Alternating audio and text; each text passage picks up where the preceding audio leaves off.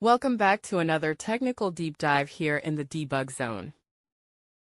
Today, we're tackling a big question and breaking it down with insights from other users. Hopefully, this clears up some misconceptions and helps you get the answer you need. So buckle up, stay a little curious, and let's jump right in.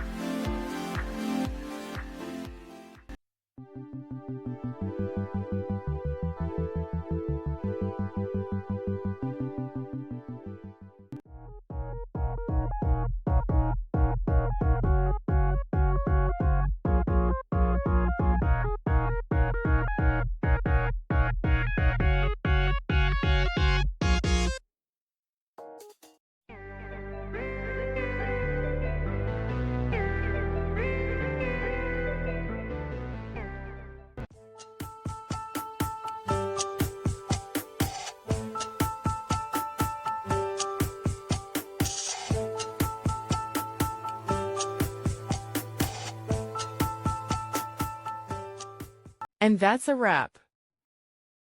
I hope you found the answer you were looking for.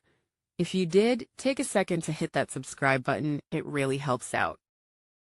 And let me know in the comments which solution worked best for you. See you next time in the debug zone.